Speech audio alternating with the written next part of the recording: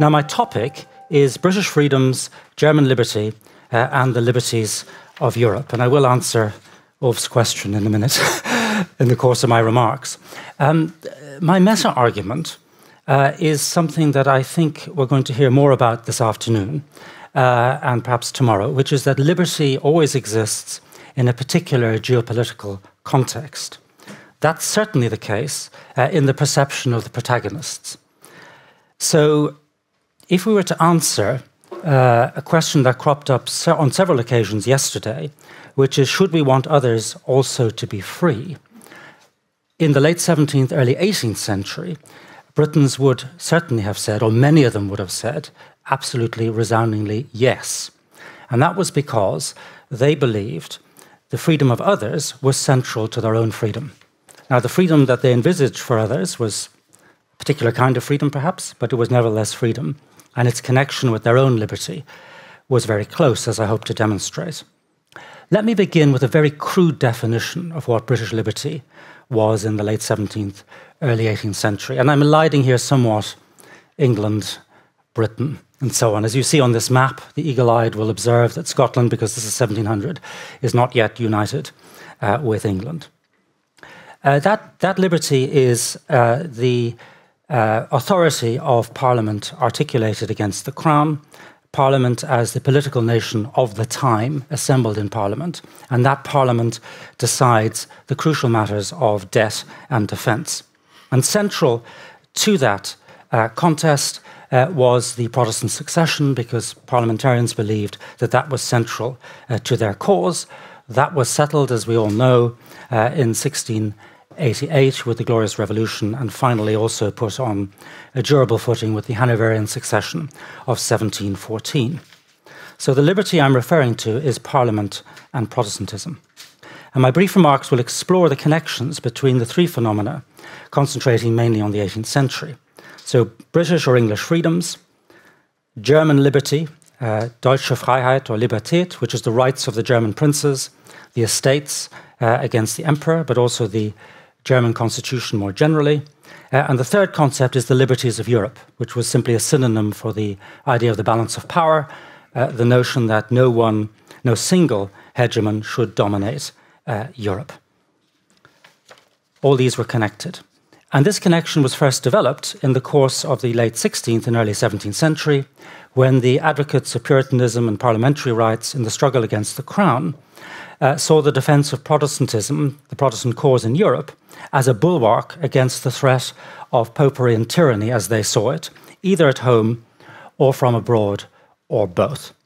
So they saw, if you look at this map, look at the Low Countries, look at Germany, the defence of Protestantism in Germany and Protestantism in the Low Countries was vital for their security. Why? Because if these bulwarks or ramparts, as they called them, fell, the enemy would move from Germany into the Low Countries, and then it was only a short hop over the Channel to the south coast of England. So you supported the Protestant cause and German liberty against the Habsburgs and universal monarchy and popery to preserve your own freedom. Later, of course, you supported the emperor against the French, but for the same reasons, to defend your liberty. This, by the way, was not just an English or a British concern. We're in Sweden, so let me read you something said by Swedish Chancellor Axel Oxenstierna during the 30 Years' War. He says, the war aim is, quote, to restore German liberties, which is the right of the German princes against the emperor, and in this manner to conserve the equilibrium of all Europe. Because it was a commonplace at the time that unless you had a power-sharing system in Germany, the area there in white, because the territories are by and large too small to represent on the map, unless you have a balance of power there between the emperor, the ecclesiastical states, the principalities, the electorates, and so on, then that space will be dominated by another power who will then dominate you. And perhaps also it might become a single power itself, and cause difficulties, but that didn't happen until much later in European history. So after the Glorious Revolution, the defence of British liberties and the European balance was foundational to British policy, at least until the Vienna settlement.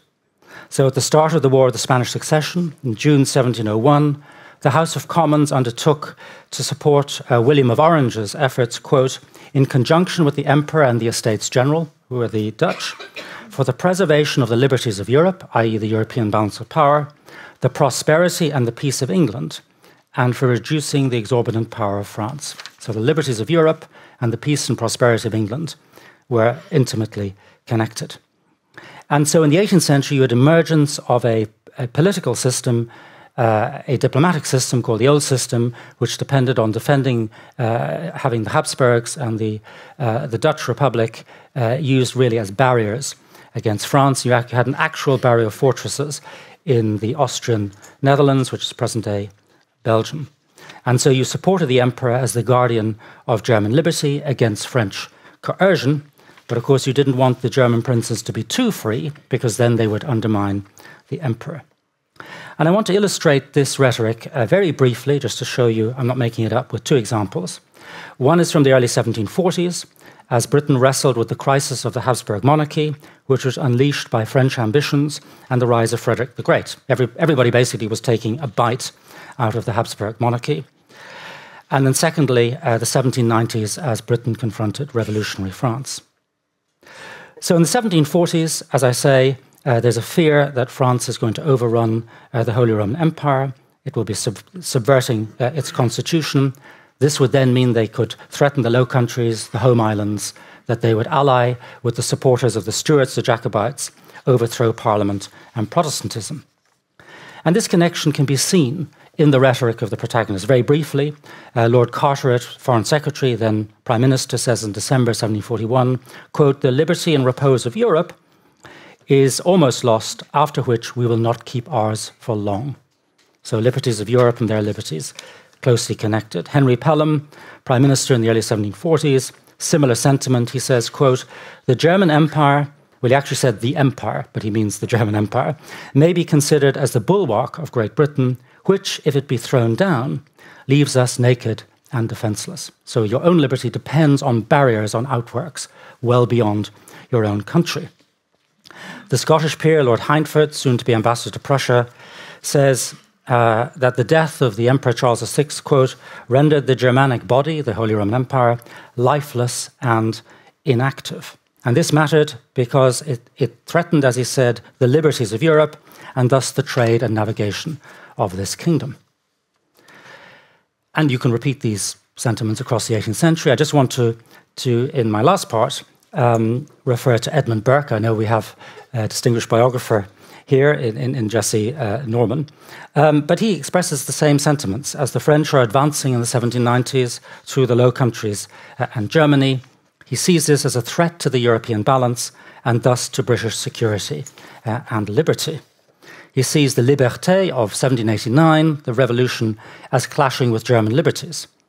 He talks about a great revolution preparing in Germany, and he means a geopolitical one. Why does this matter? Because he says, and I quote, "All the politics of Europe for more than 2 centuries had shown, quote, the independence and the equilibrium of the empire to be the very essence of the system of balanced power in Europe, and the scheme of public law or mass of laws upon which that independence and equilibrium are founded." And if the French overthrew this by taking territories in Germany, that would undermine these lands, particularly the ecclesiastical electorates. And he says, "These dikes raised to support the German liberty will first give way. If that happened," he says, "then the barrier system in the Low Countries will be in jeopardy because they're no longer covered from Germany. And these barrier fortresses," he says, "were the rampart of British liberties. Quote, those outworks which ever till now we so strenuously maintained as the strong frontier of our own dignity and safety, no less than the liberties of Europe." So the same theme. The liberties of Europe, the balance of power, the defence of freedom as they defined it in Germany, the rights of the principalities, was crucial to the defence of their own liberty. And this connection between German liberty, as it was defined, and the European balance and the freedoms of Britain continued really right up to the present day. And you see this obviously in the 19th century with the issues thrown up by German unification, which then overturns that balance system within Germany, establishes, Katja Heuer knows more about this than I do, established this enormous power center in Europe with consequences that we ultimately saw between 1914 and 1945, but equally maintaining a viable system of freedom in Germany after 1945 was absolutely central to the Western alliance and the defense of Western freedoms after the creation of NATO. And one could go on at greater length about that, but I won't. I'll simply leave you with the thought that at the moment, when we watch Chancellor Scholz's prevarications over Ukraine, which I'm sure we'll hear more about this afternoon and tomorrow, I think it matters more than ever that the Germanic body, to use Lord Hindford's words from the 18th century, remains, unfortunately, quote, inert and lifeless. It mattered then, and it matters to us now. Thank you. Thank you.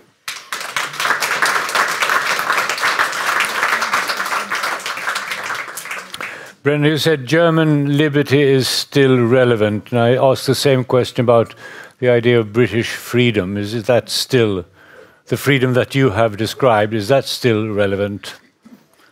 Well, the German freedoms, it's really the question of the balance within Germany, the nature of the German polity, which is, that's really what they were talking about in the 18th century. So they weren't talking about transferring parliamentary freedoms from Britain to Germany. They were talking about how Germany was governed. And I think the issue in Germany today is that the way in which the Federal Republic is constructed, its history, it's really designed as, in defense terms, just like the European Union in general, more, as it were, for the nullification of power than its mobilization. The problem it was designed to address was the excess of German power.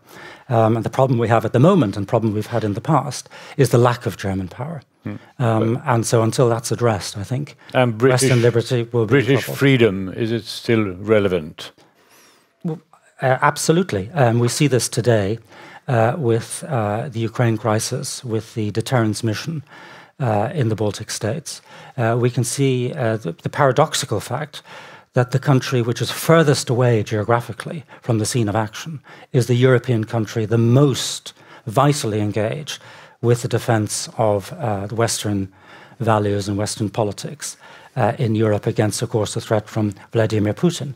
Why are we doing this? We are doing this because there's a clear understanding that the ramparts of liberty, the outworks, or what in the 16th, 17th century they were called the counterscarp of Britain, or England and then Britain, lies much further east. During the period of the Empire and the Commonwealth, was this idea less relevant? I don't think so. I mean, that's a very long story, of course. But if we take Winston Churchill, who was certainly an avatar of empire, just before the First World War, and he's somebody who's served in Sudan, he served in India, and so on, he says, Europe is where the weather comes from. So in terms of the actual vital threat to British liberty, it's pretty much always come from Europe. And that is why that is going to be the main area of diplomatic and security engagement for our own defense. And yours, of course. I say thank you. Thank you for reminding me of